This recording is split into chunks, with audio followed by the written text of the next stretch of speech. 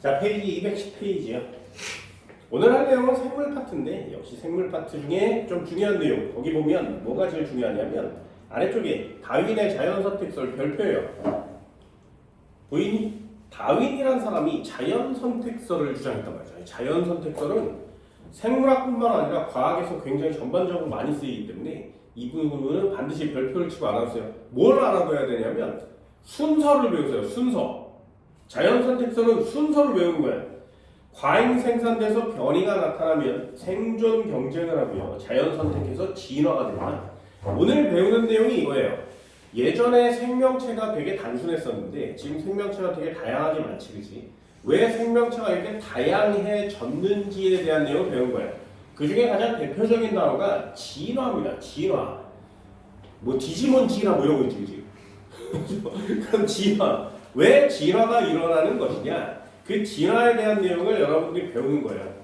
뭐 교회를 다니는 사람 입장에서는 진화설을 믿으면 안 돼요.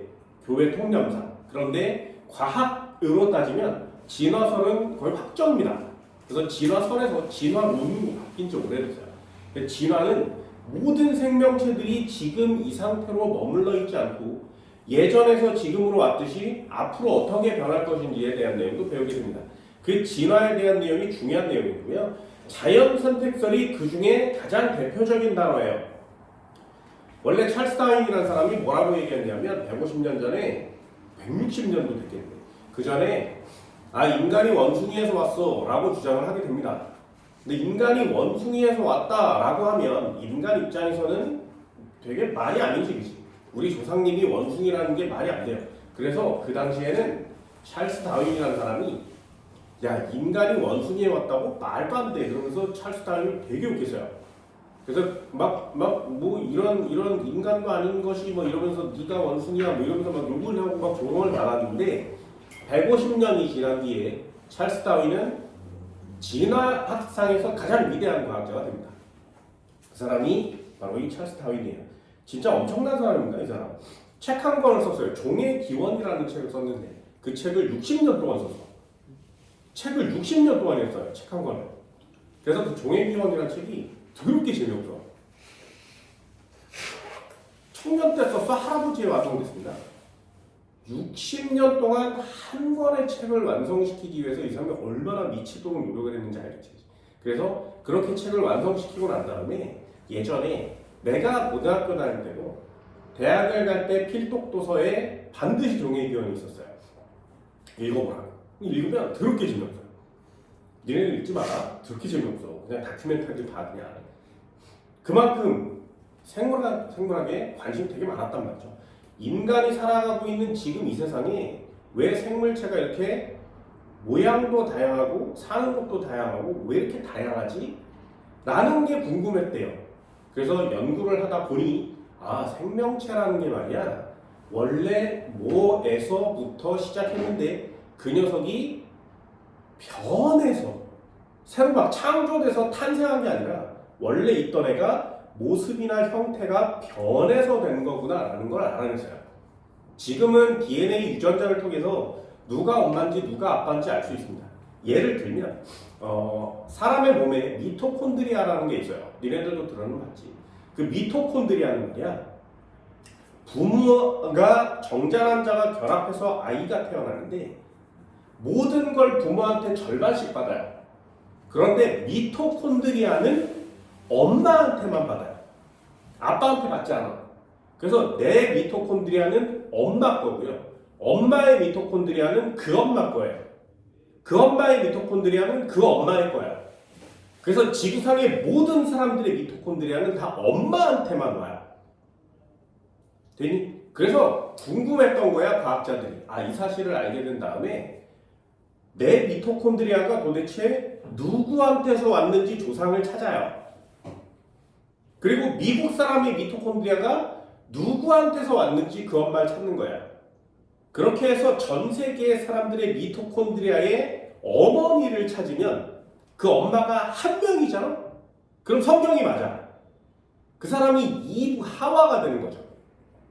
한 명이 딱 나타나서 전 세계 사람들로 퍼져야 하는데 그래서 미토콘드리아를 찾았어. 막 찾아봤더니 전 세계에 엄마에 해당하는 그 미토콘드리아를 가진 사람이 6명인 거야. 그래서 지구상에 지금 인간들을 만든 엄마는 6명입니다. 뭐 저는 뭐 더 찾고 있겠죠. 아무튼 진화라는 건 말이지. 원래 생명체가 짠 하고 나타난 게 아니라 원래 생명체가 조그맣게 있었는데 그 녀석이 모습과 형태가 변해서 지금의 생명체가 된 거야 라고 하는 게 진화의 기본이에요. 그 진화를 하려면 두 개의 단어를 알아야 됩니다. 그게 변이라는 단어고요. 두 번째 자연선택설이라는 단어예요. 그 두 가지에 대한 내용을 여기 파트에서 포인트를 잡습니다. 특히 자연선택설에 대한 내용을 편으로 잡아요. 예를 들어볼까요? 니네 사과 먹어봤어? 사과? 사과를 먹으면 처음에 먹은 거랑 두 번째 먹은 거랑 세 번째 먹은 거랑 사과의 맛이 좀 다 다르지. 그지? 사과의 맛이 모두 다 똑같아? 그렇진 않잖아요. 예를 들어서 일본에 와규라는 소고기가 있어요. 그리고 고베라는 지방에서 나는 소고기가 있어. 먹으면 뒤지게 맛있대. 그래서 그 품종이라는 그 소를 특정하게 길러요. 맛있으니까. 그래서 그 녀석을 길러서 아이를 낳게 하고 그 아이를 뭐 잡아먹고 이러면서 하나의 품종으로 맛을 길러요. 근데 문제는 그 녀석이 아이를 낳았다 그래서 엄마의 고기 맛과 아기의 고기 맛이 같겠니? 이런 뜻이야. 뭐 고기로 얘기하니까 좀 무식하지만 과일로 얘기를 해봅시다. 사과를 딱 빼물어 먹었는데 뒤지게 맛있어. 그럼 난 이 사과의 맛이 정말 맛있으니까 이 사과의 씨앗을 심으면 또 나무가 나겠지. 그럼 그 매달린 사과는 내가 먹었던 맛있는 맛의 사과가 모두 다 열리냐 이거야. 이해됐어? 그건 아니란 말이죠. 사과가 열리면 여기서 딴 사과랑 여기서 딴 사과가 맛이 다를 수 있어요. 이해되나요? 그러니 똑같은 엄마한테 나와도 모양과 형태의 맛이 다른 애가 태어날 수 있다는 거죠. 그게 가장 대표적인 예가 니네 부모가 똑같이 결혼을 해서 아이를 낳았는데 형제 자매들이 다 다르게 생겼지. 왜 다르게 생긴 것이냐? 그 다른 모양을 갖고 있는 애들을 다 변이라고 하는 거예요. 변이는 같은 종인데 모양이 좀 다르네. 니네 무당벌레 봤어? 무당벌레 등에 점 있는 거 알아? 그 점의 모양이나 개수, 위치가 다 다른 거 알고 있니? 기린 봤어? 기린의 몸에 무늬가 있거든요. 그 무늬가 다 다른 거 알고 있니? 진짜? 왜 구별돼? 근데 매일 보는 사육사들은 그걸 구별할 수 있는 거죠. 얘네 고등어 먹어봤어? 등에 푸른 무늬가 있거든요. 그 무늬가 다 다른 거 알아? 그냥 푸른 거야. 왜 그런 거에 별거 아니에요. 그렇게 같은 종인데 모양과 크기가 사이즈가 다 다르죠. 그런 걸 변이라고 합니다. 그럼 니네가 알고 있는 변이 중에 가장 보편적으로 알고 있는 변이가 있어요. 예를 들면 강아지 종류 중에 아는 거 하나 뭔데? 푸들. 강아지 종류 아는 건 뭐세요? 골든 리트. 강아지 아는 거 어디서? 라이티즈. 진짜? 그럼 푸들과 골든 리트리버를 이렇게 놔두면 누가 푸들이고 누가 골든 리트리버인지 알 수 있니?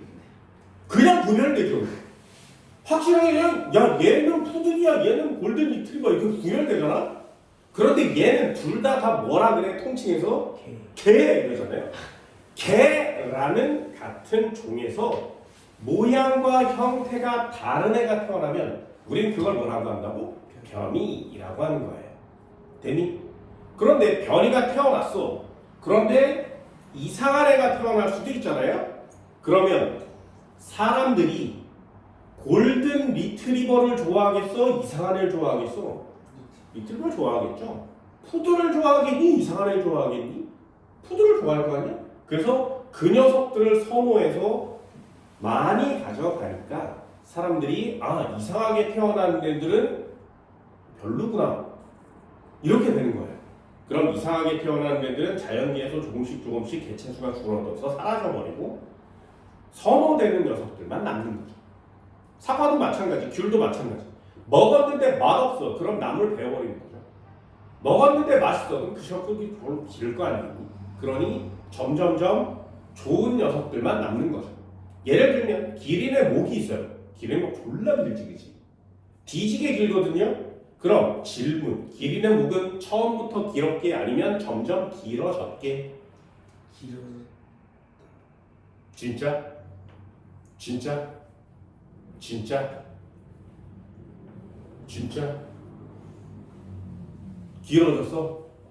예를 한번 들어볼까요? 이런 거 있어요, 이런 거. 그래서 그걸 연구하는 사람들이 있어. 점점점 사용을 많이 하다 보니 목이 길어졌을 거야. 나뭇잎을 막 따먹는데 나뭇잎이 밑까지 내려와 있으면 목이 길 필요가 없지. 그런데 나뭇잎을 밑에 걸 다 따먹으니까 위에만 남았어. 그래서 그걸 따먹으려고 노력하다 보니까 모가지가 점점점 길어진 거지. 그 더 위에 있는 걸 따먹으려고 하니까 점점점 길어진 거지. 여기까지 해서. 그럼 이 새끼는 모가지가 점점점 길어진 거 아니겠니? 그럼 그 길어진 애가 아이를 낳으면 그 아이 목이 긴 채로 태어나겠냐 이거죠. 진짜? 다시요. 내가 노력을 졸라 해서 내 모가지가 길어졌어요. 그런데 내가 아이를 낳으면 그 아이의 목이 긴 채로 태어나냐고.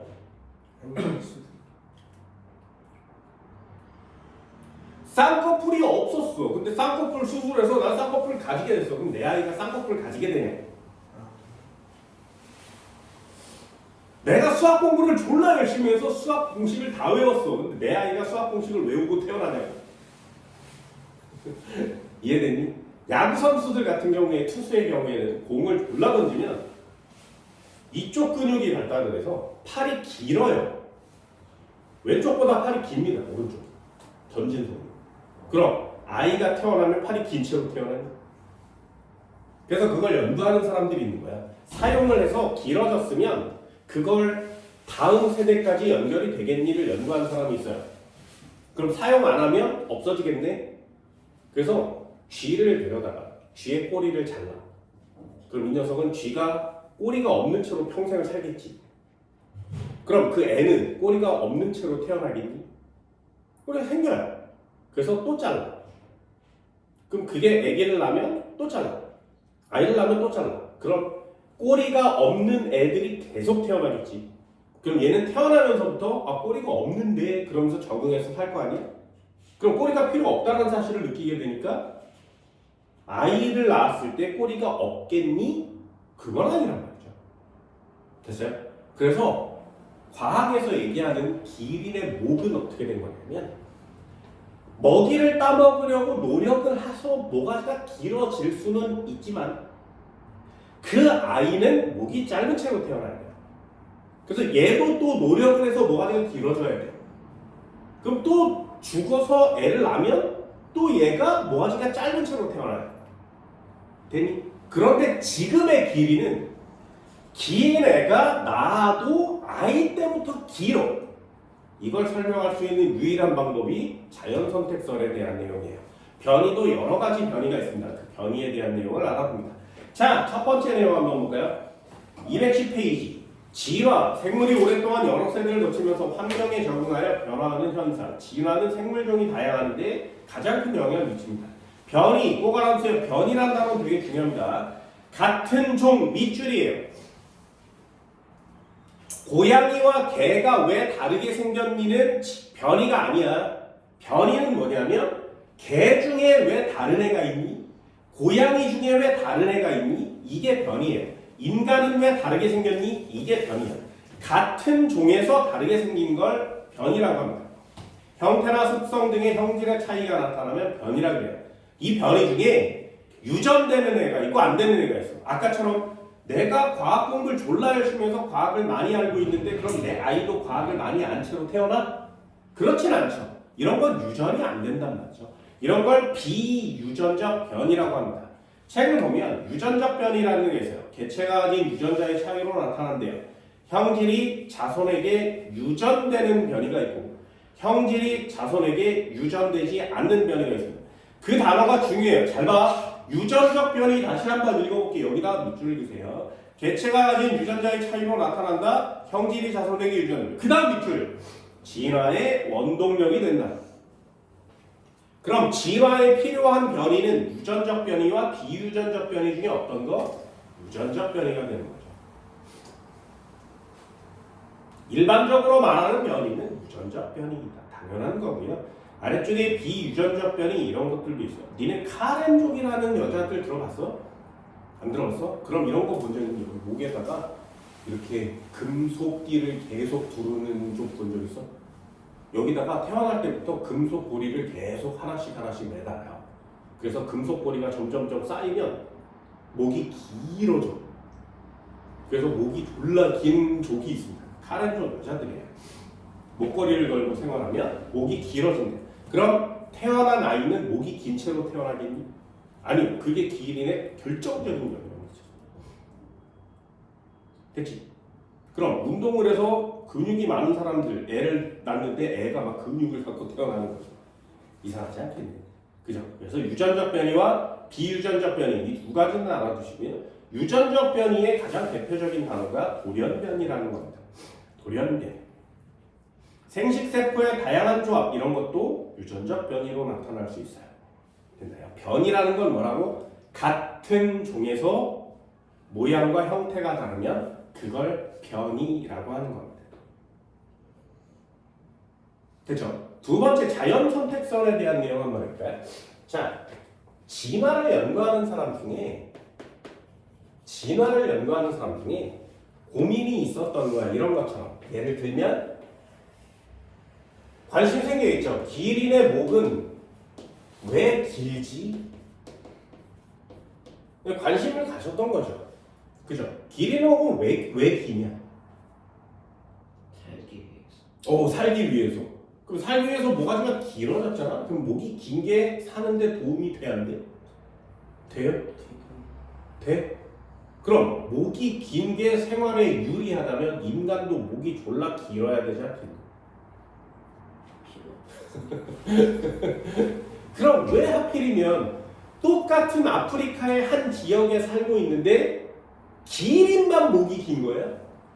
풀 뜯어먹는 동물들은 다 목이 길어야 되지 않니? 이렇게 계속 호기심을 갖게 돼요. 그런데 지금 기린의 목은 긴 거 맞지? 그래서 궁금증이 두 개로 나눠져요.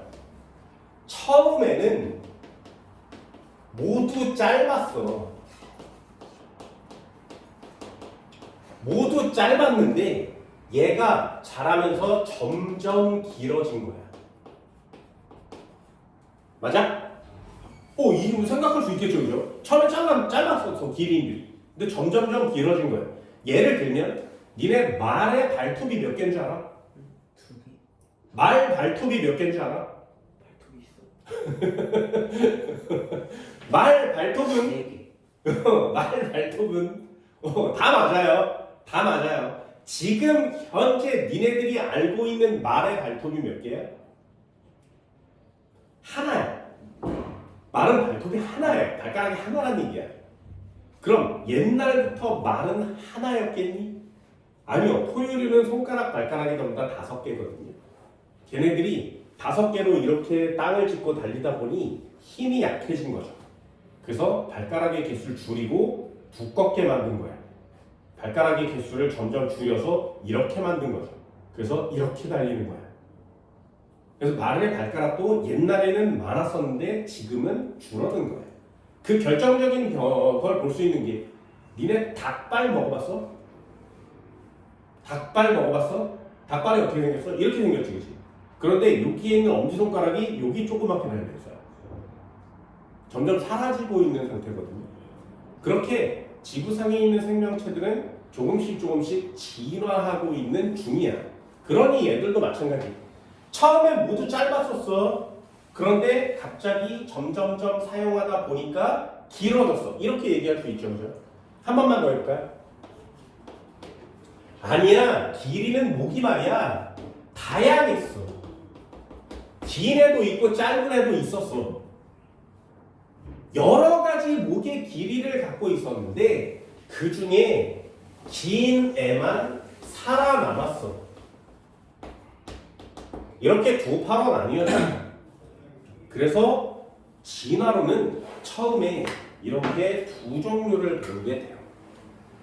첫 번째 종류가 뭐냐면 점점 길어졌다의 학설이야. 아까처럼 모두 짧았었는데 사용을 하다 보니 점점 길어진 거죠. 되니 이걸 뭐라고 하냐면 용, 불용, 설이라 그래요. 사용하면 점점 발달하고 사용하지 않으면 퇴화되는 용, 불용설. 그래서 처음에 짧았는데 사용을 졸라 하니까 점점 길어진 거야 라고 얘기합니다. 아니 목의 길이가 긴 것도 있고 짧은 것도 있고 다양했었는데 긴 애만 살아남은 거야. 생존 경쟁에 유리하니까 살아남은 거죠. 그래서 얘 긴 애만 살아남았어. 그러니 얘 자연이 선택해줬어. 됐나요? 근데 니네 교재에 뭐만 있어? 얘만 있죠. 그럼 얘가 확정이라는 얘기지, 그지? 되니? 그래서 길이의 부분 왜 길어졌을까라고 나중에 누군가가 물어보면 옛날엔 다양했었는데 짧은 애가 다 뒤졌어 라고 얘기하는 거예요. 사용하다 보니까 점점 길어졌어 라고 얘기하면 안 되는 거야. 다양했었는데 살아남았어. 되니? 이렇게 얘기하는 겁니다. 지금 인간들도 마찬가지죠. 평균 연령이 조금씩 평균 신장이 조금씩 커지고 있거든요. 이유가 뭐야? 살기 좋아져서. 살기 좋아져서 음식물을 섭취하니까 그런 이유도 있지만 키 큰 애를 좋아해요. 그러다 보니 점점점 키가 커졌다 이렇게 얘기하는 사람들도 있고요. 자연 선택설은 그래서 굉장히 중요한 내용입니다. 되니? 한번 해볼게. 이쪽에다가 얘네들이 알아야 되는 단어들만. 자연 선택설.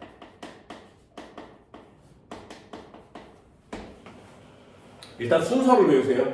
순서를 외우는 거야. 자연 선택설은 순서가 되게 중요합니다. 1번. 순서를 외우세요. 순서는 1번이 뭐냐면 애들을 졸라 많이 낳아야 돼. 애들을 이렇게 뒤지게 많이 낳다 보면 말이야. 그 중에 모양과 형태가 다른 애가 태어날 가능성이 높지. 자, 다시요. 모양과 형태가 다른 애를 우린 두 글자로 뭐라고 했다고? 과잉 생산되면 변이가 나타납니다. 됐죠? 변이라는 애가 나타나요. 이 변이들이 서로 싸우는 거예요. 그래서 생존 경쟁합니다. 서로 싸우게 되죠. 그러면 세 번째, 적합한 녀석이 살아남아요. 그걸 적자 생존이라 그래요. 니네 책에는 적자 생존이라는 단어가 없습니다. 왜냐하면 저 적자 생존이라는 단어는 안 좋은 단어예요. 지금 살아남은 건 환경에 적응했기 때문에 적합한 자만 살아남고 적합하지 않은 애는 다 뒤졌어라는 뜻이거든요. 그래서 극과 극을 얘기해요. 살아남거나 뒤지거나. 그럼 뒤진 애는 안 좋은 거예요. 그래서 저 적자 생존이라는 단어를 쓰지 않아요. 예를 들면 교통사고가 나서 길거리를 이렇게 가다가 교통사고가 나서 죽었어. 그런데 나는 신호를 잘 지키고 파란불에 건너가고 있는데 음주운전자가 와서 날 쳤어. 그럼 내가 죽었지. 그럼 내가 잘못한 거야? 그래서 적자 생존이라는 단어는 과학에서 원래는 굉장히 중요한 단어 중에 하나인데 니네들처럼 어린 학생들이 배울 때는 이런 단어를 쓰지 않아요. 그럼 어떻게 되냐? 여기다 쓰는 거야. 자연이 걔네들을 선택했어 라고 쓰게 됩니다. 그러면 자연이 선택되면 걔네들이 살아남는 거예요. 적응하고요. 적응의 결과 진화하게 되는 겁니다.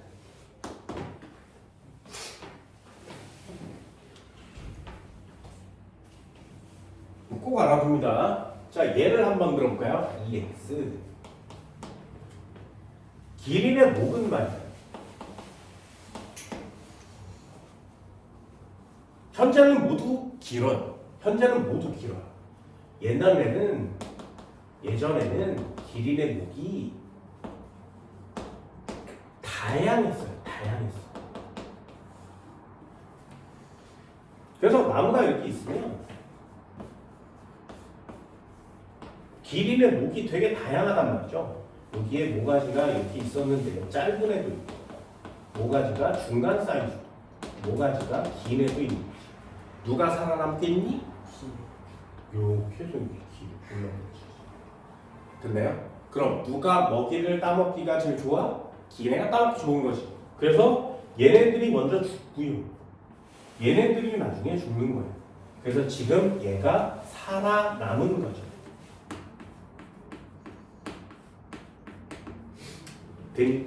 옛날에는 기린의 목이 다양했는데 이 녀석만 살아남았기 때문에 얘만 남아서 진화하게 된 거죠. 그래서 그럼 내가 기린을 죽였니? 아니지. 그럼 이 목이 긴 애를 선택한 건 누구야? 자연이야. 저절로 그냥 선택되어진 거죠. 그래서 이걸 자연이 선택한 거야 라고 얘기하는 거야. 자연 선택설이라고 합니다.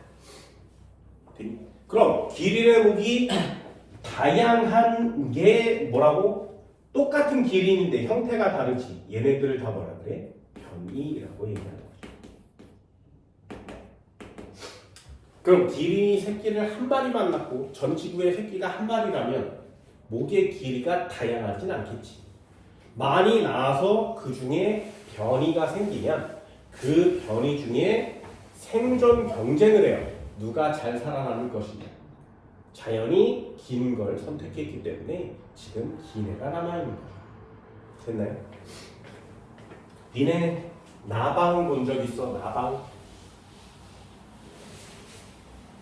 나방 본 적 있어? 무슨 색? 검은색. 나방 검은색이에요? 하얀색. 하얀색이야? 갈색. 니네가 지금 우리나라에 살고 있지. 우리나라의 나방은 무늬가 다양해요. 원래 이렇게 변이는 형태나 색깔이 다양해. 그런데 영국의 나방은 색깔이 한 종류예요. 무슨 색? 갈색. 그래서 예를 들어줄게. 예전에 영국의 나방은 색깔이 다양했어.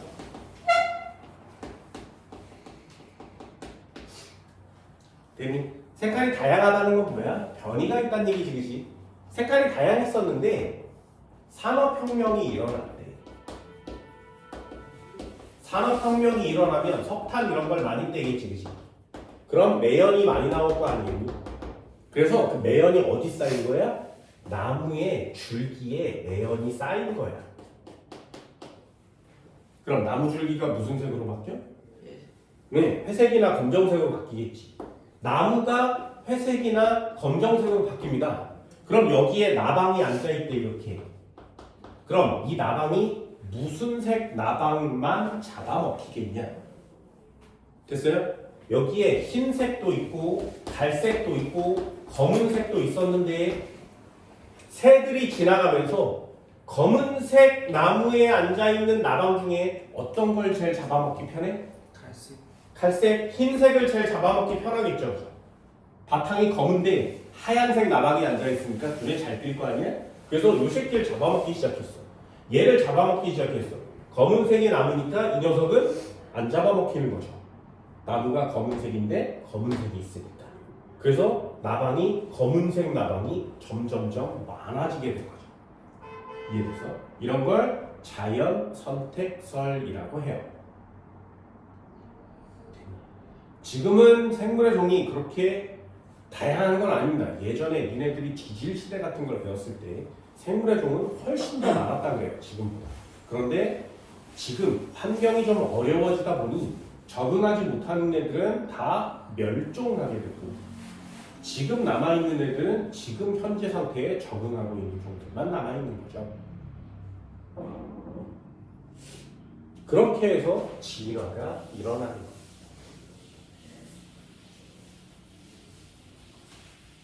진화는 참 신기합니다. 이런 거 잘 배워주세요. 기린의목은 옛날에 다양했었는데 긴 애만 살아남았어. 이렇게 꼭 얘기하는 거야. 괜히 나중에 대학교 졸업하고 취직할 때도 써먹어요. 이거 입시 시험 문제야. 취직할 때 이런 거예요. 니네들도 한번 해볼까? 너무 어리니까 취직은 아직 멀었지만 니네들도 한번 생각해보세요. 하나의 프로젝트가 있어. 그치? 니네들도 잘 봐. 프로젝트는 여러 명이 하나의 안건을 두고 연구하는 거예요. 됐니? 이 프로젝트를 성공하면 돈을 졸라 많이 벌 수 있어. 그래서 자 이제 질문을 해줄게. 네가 자신이 프로젝트에 포함된 사람이야. 그래서 그런데 여기 이미 프로젝트에 포함되어 있는 사람은 능력이 되게 좋아. 그럼 나는 신입사원이고 아직 배워본 지 별로 안 돼서 프로젝트에 처음 참가하게 된 거야. 그래서 나는 실력이 좀 떨어진대. 되니? 그럼 내가 다른 사람보다 경력도 적고 실력이 떨어진다는 걸 알고 있지. 그때 면접관의 질문이 뭐냐면 너는 어떻게 할 거야? 프로젝트에 계속 남아있을 거야? 아니면 프로젝트에서 빠지겠다고 얘기할 거야? 어떻게 할 거야? 왜요? 도움이 안 돼. 오! 어떻게 할 거야?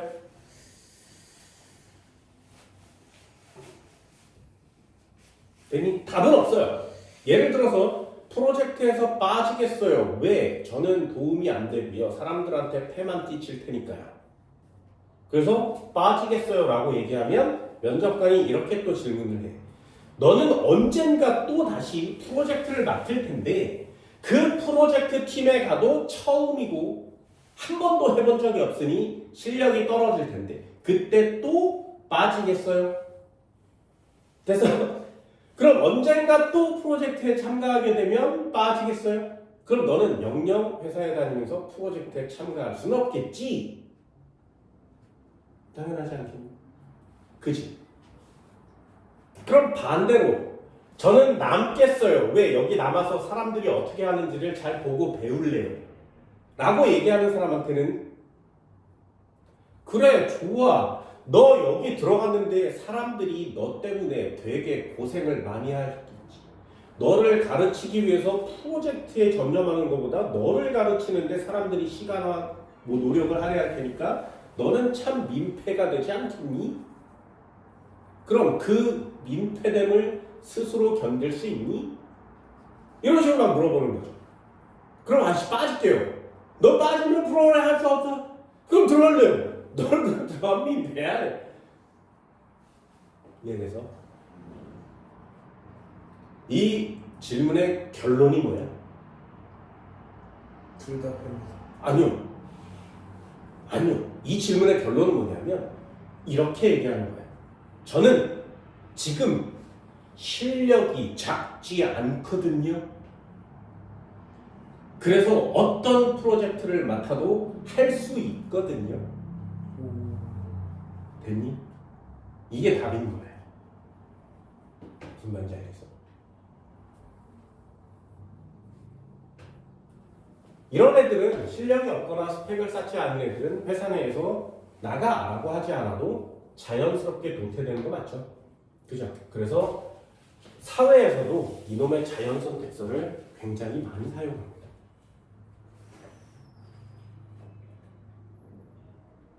됐나요? 순서를 외우세요. 211페이지에 보면 4번이에요. 2번에 4번. 자연선택설에 따르면 과잉 생성과 변이, 생존경쟁, 자연선택, 적응진화 순서대로 맞춰야 돼. 여기는 생존 경쟁과 자연 선택이 자리가 바뀌어 있지. 이런 걸 보고 X를 칠 수 있어야 하는 겁니다. 보세요. 자연 선택설은 과학뿐만 아니라 사회에도 영향을 준단 말이죠. 3번 한번 보세요. 자본주의 사회의 발전을 저해하였다. 자연 선택설 때문에 지금 사회도 되게 발달하고 있거든요. 기억은 X. 좋은 거 쓰셔야 돼요. 철학, 경제학 등 인문사회학 분야에도 영향을 주었다. 자연 선택을 굉장히 많이 쓴단 말이죠. 동그라미. 유전학, 분자생물학 등 관련 학문이 발전하는데 영향을 주었다. 좋은 말 맞지? 자연 선택설은 굉장히 좋은 영향을 미쳐요. 그래서 좋은 거에 동그라미 쳐오시면 자연 선택설은 완성이 됩니다. 뒷장 한번 넘겨볼까요? 변이와 자연 선택, 지금 하고 있는 예들을 드는 겁니다. 핀치새라는 애가 있어. 핀치새. 우리나라에는 참새에 해당해요. 이 녀석을 처음 관찰한 사람이 갈라파고스에 간 다윈입니다. 다윈이 봤는데 얘네 갈라파고스라는 곳이 어딘지 알아? 들어는 봤니? 갈라파고스? 이렇게 섬들로 되어 있어요. 갈라파고스가. 그래서 이 사람이 다윈이라는 사람이 이 갈라파고스에 갔는데 너무 신기한 생명체가 있는 거예요. 얘네 지구상에서 제일 신기한 생명체가 뭔지 알아? 다윈이 보고 깜짝 놀랐었다. 여기를 제외하면 전 지구에 거의 없어요. 거북이. 그 녀석이 거북이에요. 왜 신기해? 이 갈라파고스에 사는 거북이는 물에 들어가면 죽어요. 신기하지? 야, 그냥 안 신기해? 거북인데 물에 들어가면 죽어. 그리고 거북이의 앞발이 지느러미처럼 생긴 거 니네 알고 있냐? 근데 얘는 발이 코끼리처럼 생겼어. 이거 뭐야? 그래서 알아봤더니 그 녀석이 육지거북이였던 거죠. 됐나요? 지금은 처음에 태어난 육지거북이가 멸종했습니다. 안타깝게. 아무튼 지금 살아있는 육지거북이는 또 다른 변이 중에 하나예요. 너무 신기했던 거예요. 그래서 찰스 다윈이 평생 동안 이 갈라파고스에서 여러 섬을 돌아다니면서 생물종을 연구했어요. 그 연구의 결과를 쓰는 게 종의 기원이라는 책이야. 평생 동안 연구합니다. 그 중에 가장 대표적으로 연구했던 게 핀치새예요. 여기에도 새가 있는데 새가 다르게 생겼어. 여기에도 새가 있는데 새가 종류가 되게 다양해요. 그래서 처음에는 이 새들이 다 다른 애인 줄 알았대. 근데 알고 봤더니 새들이 다 비슷비슷한 데도 있는 거야. 그래서 알고 보니까 이 녀석이 원래는 하나의 종이었는데 요쪽 섬에는 열매가 많이 맺히니까 열매를 먹고 자라는 거야. 그리고 이쪽 섬에는 열매가 없는 대신에 위치가 낮아서 자그마한 물고기들이 많았던 거야. 이쪽 섬에는 열매도 없고 물고기도 없고 대신에 벌레지가 많았던 거예요. 그래서 각각 섬에서 살고 있는 새들이 그 섬에서 먹이를 먹는 방법대로 몸의 형태가 바뀌었다고 주장을 하는 거예요. 그래서 뭐 물고기를 잡아먹는 애는 부리가 길어지고 발 사이에 물갈퀴 같은 것도 생기고, 열매를 먹는 애들은 되게 딱딱한 부리를 짧게 갖고 있고, 이렇게 몸의 형태가 먹이에 따라서 서식지에 따라서 달라졌구나라는 사실을 알게 돼요. 그래서 변이가 진화에 영향을 미쳤구나라는 사실을 처음으로 알게 되는 겁니다. 그게 핀치새의 진화 과정이에요. 7개. 남아메리카에 핀치가 갈라파고스 군도로 날아들어서 각 섬에 부리의 모양이 다양한 수많은 핀치가 태어났다. 핀치는 먹이와 서식지를 두고 경쟁하였고 각 섬의 먹이 환경에 적합한 부리를 가진 핀치가 자연 선택되었다. 같은 종의 핀치가 밑줄이에요. 같은 종이어야 돼요. 같은 종의 핀치가 오랫동안 다른 먹이 환경에 적응하여 다른 종으로 진화하였다. 됩니다.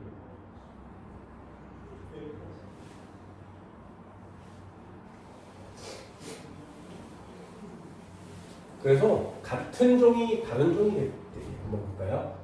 같은 종이야. 자, 같은 종의 정의가 뭔지 알아? 같은 종의 정의. 그럼 뭘 다른 종이라고 하니? 같은 종의 정의는 뭐 DNA 염기설 이런 단어 쓰기 전에 암수가 결혼을 해. 암수가 결혼하면 이거 같은 종이에요. 되니? 그럼 고양이와 개가 결혼해? 그럼 사자와 호랑이가 결혼해? 결혼하잖아. 그래서 타이거, 라이온 결혼해서 타이온, 라이거를 만들 수 있죠. 결혼하잖아요. 다른 종은 암수가 결혼을 하지 않아요. 여기서 끝나면 안 돼. 얘가 자손을 낳아야 돼.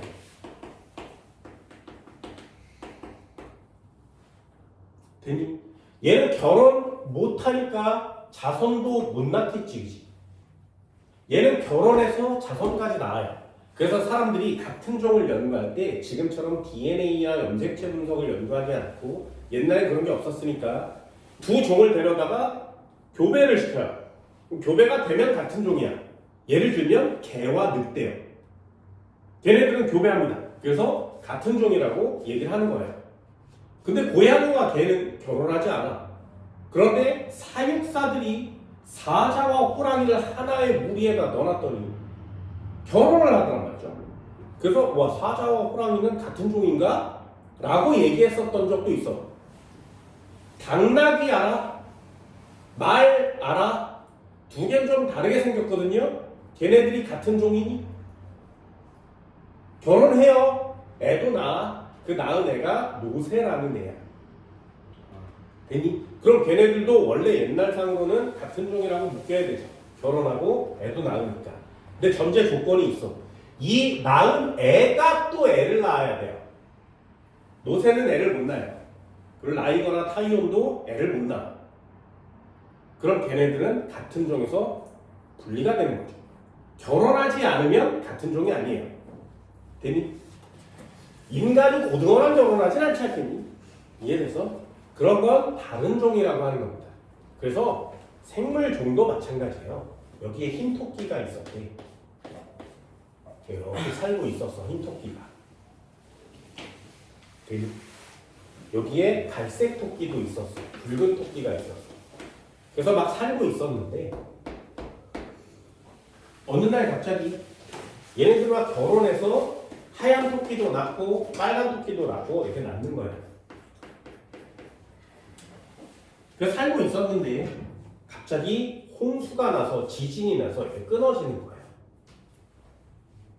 그랬더니 이쪽에는 하얀 토끼가 남고 이쪽엔 빨간 토끼가 남았지. 그럼 세대를 거듭하면 얘네끼리 결혼을 할 테니까 빨간 것만 남겠죠. 얘는 하얀 것만 남습니다. 그래서 빨간 거와 하얀 거가 세대가 막 지나고 나면 얘 입장에서는 하얀 토끼가 토끼라고 생각합니다. 얘 입장에서는 빨간 토끼가 토끼라고 생각하겠지. 그리고 수십 년, 수백 년, 수천 년이 지난 후에 여기 길이 뚫린 거예요. 그럼 하얀 애랑 빨간 애가 서로 만났지. 수십 세대, 수백 세대가 지난 뒤에 만났어. 결혼하겠니? 안 해. 그러면 다른 종이 되는 거예요. 됐나요? 이런 것들을 진화라고 합니다. 그러니 종이 다양해질 수밖에. 아래쪽에 난모양 적혈구 빈혈증과 한번 볼까요? 난모양 적혈구 빈혈증은 적혈구가 동그랗지 않고 난모양이 되는 거야. 뾰족해요. 그럼 적혈구가 하는 짓이 니네 뭔지 알아? 적혈구가 이렇게 동그래야 되는데 일쭉해요. 그럼 얘가 산소 운반을 해야 되는데 이 녀석은 졸라 잘하겠죠. 원래 정상이니까. 난 모양이 되면 산소를 잘 운반하지 못해요. 산소를 운반하지 못하면 무슨 병에 걸려? 그걸 빈혈이라고 하는 거야. 그래서 난 모양 적혈구를 가진 사람들이 빈혈을 알아요. 그래서 난 모양 적혈구 빈혈증이라고 합니다. 그럼 자연계에서 얘네 둘 중에 누가 더 잘 살아남을 수 있겠니? 잘 살아남을 수 있겠죠. 됐어? 그런데 더 웃긴 건 뭐냐면 말라리아라는 병원이 있어요. 말라리아라는 병 이름 들어봤니? 누가 옮겨? 모기가 물면 말라리아가 생겨요. 그래서 동남아 같은 데 여행 갈 때 모기 물리기 전에 말라리아를 맞아야 돼. 이거 안 맞고 갔다가 모기 잘못 물리면 말라리아에 걸립니다. 죽거든요. 굉장히 위험한 병이에요. 왜냐하면 이 말라리아가 몸 안에 병원충을 갖고 있어요. 모기가 말라리아 병원충을 갖고 있어요. 모기한테는 영향을 미치지 않아. 근데 모기가 나를 탁 물면 그 입을 통해서 병원체가 나한테 들어와. 그럼 내 몸에 들어오면 어떻게 되냐면 걔가 이 적혈구 속에서 살아요. 그리고 여기다 알을 낳아. 그럼 얘가 또 막 나누어지겠지. 그럼 또 적혈구를 파괴해. 그래서 니네 몸에 있는 적혈구를 다 파괴해요. 그럼 결국에 이러고 있다가 죽는 거예요. 되게 위험한 병이거든요. 그럼 정상인 사람은 산소 운반을 잘하는데 말라리아에 잘 걸리지. 근데 이 난 모양 적혈구가 되면 이 공간이 되게 협소하고 말라리아도 이 사는데 좀 좁아. 좋아하진 않아. 그래서 빈혈증에 걸린 사람은 말라리아에 걸리지 않아요. 되니? 그럼 니네들도 선택하는 거지. 뭐? 산소 운반 잘하는데 말라리아 걸려 뒤질래? 아니면 산소 운반 못하는데 말라리아 안 걸릴래? 어떤 게 좋아? 빈혈 차와가면서 어떤 게 좋아? 그럼 한 번만 더요. 우리 동네에 말라리아가 별로 없어. 그러면 어떤 걸 선택할 거야? 잘하는 됐지? 근데 우리 동네에 옆에 있는 사람, 앞집에 있는 사람 다 말라리아로 죽었어. 그럼 어떤 걸 선택할 거야? 선택하는 거지. 되니? 그래서 지역마다 정상적혈과 남모양적혈을 가진 애들이 분포가 좀 달라요 라는 뜻이에요. 되니? 이런 것도 자연선택이라고 합니다. 항생제 내성세균 역시 자연선택된 거죠. 니네 항생제 먹으면 안 된다는 거 알고 있지? 왜? 내성이 생기니까. 전 지구에서 항생제를 제일 많이 먹은 나라가 우리나라입니다. 유럽 사람들은 항생제를 먹지 않아요. 그래서 지금 인간이 항생제의 내성을 갖고 있는데 한국 사람은 유럽 사람보다 10,000배 많은 내성을 갖고 있어요. 그게 무슨 뜻이냐면 병에 걸렸을 때 유럽인들은 약 하나를 먹으면 나아. 근데 우리나라 사람은 약을 많아를 먹어야 돼. 이런 걸 자연선택설의 내성이라고 하는 겁니다. 보충자료 열정을 보면 환경에 따른 자연선택의 또 다른 예, 나방 자연선택 보이지? 그치? 산업혁명이 돼서 나무가 검정색으로 변했더니 흰색 나방을 많이 잡아먹어서 검은색 나방만 남게 되었다. 이걸 자연선택설이라고 합니다. 됐나요? 상식 하나만 더 해줄까? 아, 이것도 상식이야. 123페이지, 213페이지. 맨 아래쪽에 한번 볼까요? 지구의 생명체. 그럼 야, 모든 애들이 다 진화해서 됐다니 이런 생명체의 제일 위에 최초로 출현한 생명체는 어디서 나왔니? 그게 얘예요. 물어볼까 니네도? 지구상에 최초로 나타난 생명체는 어디서부터 왔을까요? 바다 바다에서. 첫 번째, 바다에서 저절로 생겼다. 두 번째, 우주에서 뭔가가 바다로 떨어졌다. 그래서 니네들도 이런 걸 좀 심화과학으로 배워줍니다. 생명체는 반드시 바다에서 생성이 돼야 돼요. 왜요? 육지에서 태어나면 안 돼. 육지에서 태어나면 안 돼.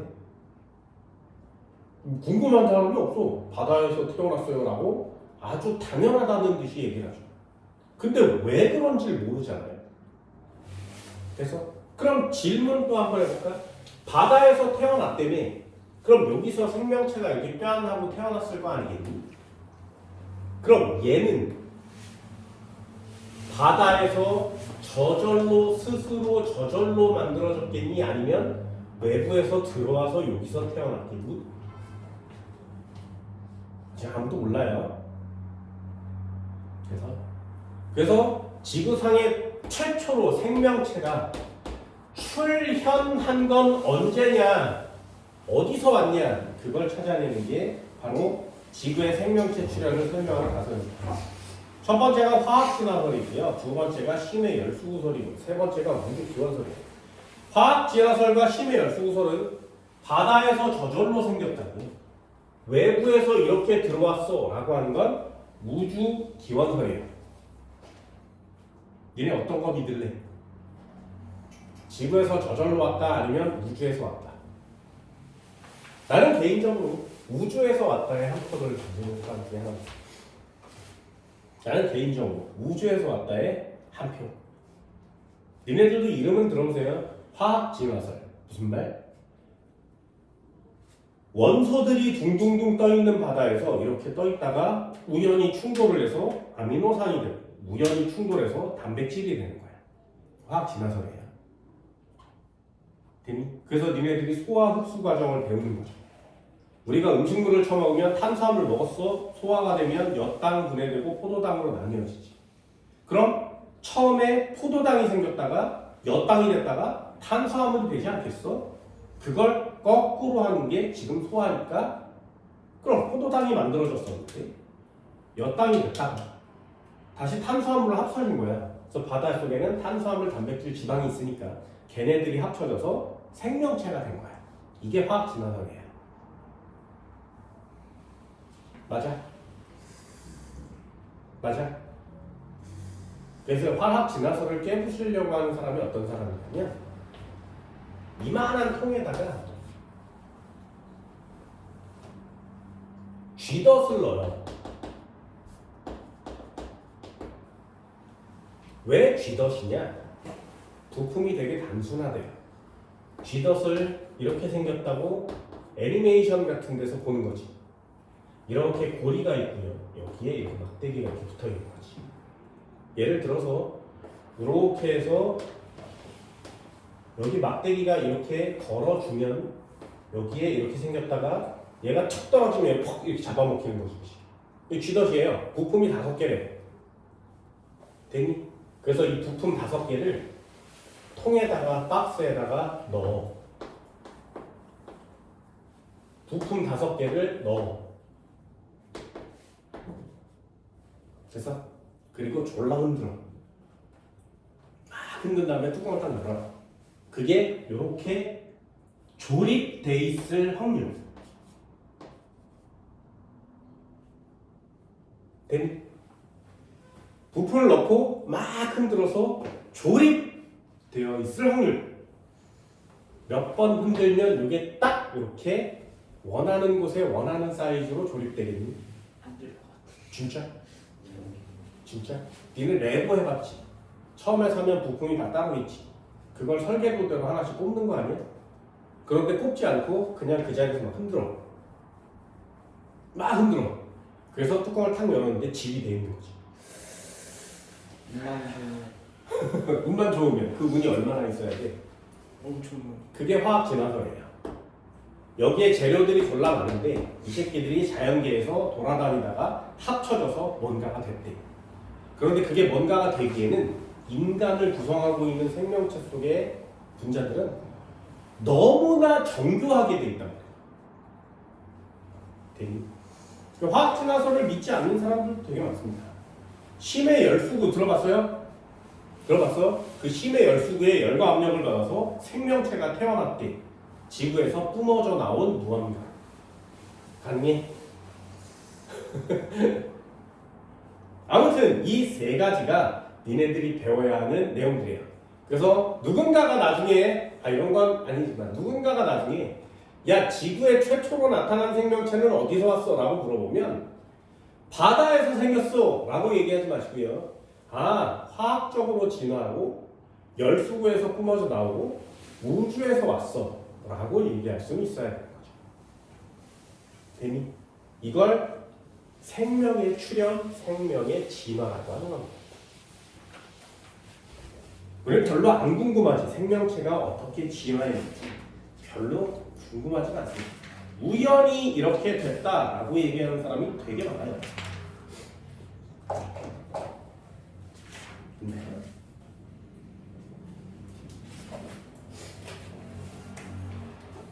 어렵지 않죠, 그죠? 그래서 220페이지 생물체가 되게 다양해진 겁니다. 유전적 다양성, 종다양성, 생태계 다양성 이렇게 있어요. 종다양성 별표 치세요.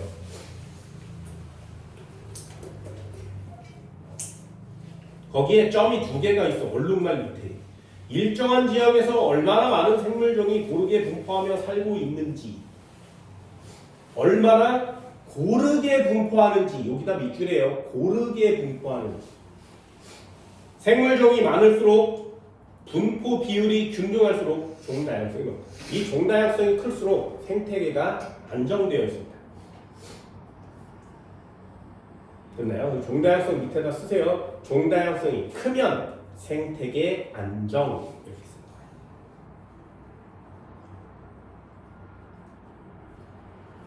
그래서 동물이 멸종되거나 식물이 멸종되거나 생물이 멸종되는 건 이 종다양성이 줄어들기 때문에 생태계 전체가 파괴될 수 있는 거예요. 생물학은 이렇게 자연 다큐멘터리처럼 한 번쯤 쭉 읽어보시면 됩니다. 여기 파트는 그렇게 많이 어렵진 않으니까요. 됐나요? 222페이지 우리가 해야 할 일 한 번쯤은 꼭 읽어보세요. 여기는 꼭 읽어봅니다. 됐나요? 생물학 파트는 그렇게 어려운 부분은 아니지만 시험에 나오는 전문적인 부분이 자연 선택설이라는 게 있기 때문에 요거를 기반으로 수업을 진행합니다. 그리고 나머지는 생물의 다양성이 얼마나 중요한지, 왜 우리는 자연을 보호해야 하는지 이런 거에 다큐멘터리를 배우는 거예요. 국제협약 들어봤니? 들어봤어요? 람사르 조약 들어봤어? 진짜 뭔데? 우리 그런 거 잘 몰라. 그런 걸 외우는 게 우리가 해야 될 일인데. 설문데. 됐나요? 람사르라는 단어 끝에 뭐가 붙는지 알아? 그거요. 여기 여기 뭐가 붙냐면 습지라는 단어가 붙어야 돼요. 람사르라는 건 습지야. 그래서 우리나라에도 몇 군데 돌아다니면 람사르 습지로 지정됐어요 라는 곳이 있습니다. 예를 들면 람사르 습지라고 한꺼번에 외워주면 이 녀석의 조약을 그냥 간단하게 할 수 있어요. 뭐 하는 조약이야? 전 지구의 습지를 보호합시다 라는 조약이에요. 됐나요? 그럼 습지가 도대체 뭔데?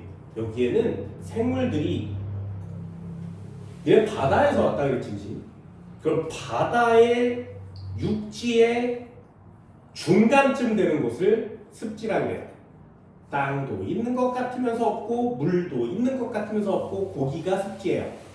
그래서 거기를 연구하면 육지에 사는 생명체나 바다에 사는 생명체의 연골고리를 연구할 수 있기 때문에 습지에 대한 연구를 되게 많이 하고 있는 겁니다. 만약에 이게 사라지면 어떻게 돼? 바다에서 육지로 생명체가 진화해야 되는데 습지가 사라져버립니다. 바다는 바다대로, 육지는 육지대로 서로 따로따로 살 수 있겠지. 지구의 진화가 멈추는 순간이 될 수 있습니다. 그래서 습지를 보호합시다 라는 게 람사르 조약이에요. 이런 상식은 그냥 간단히 한번 보세요. 됐나요? 자, 가실까요?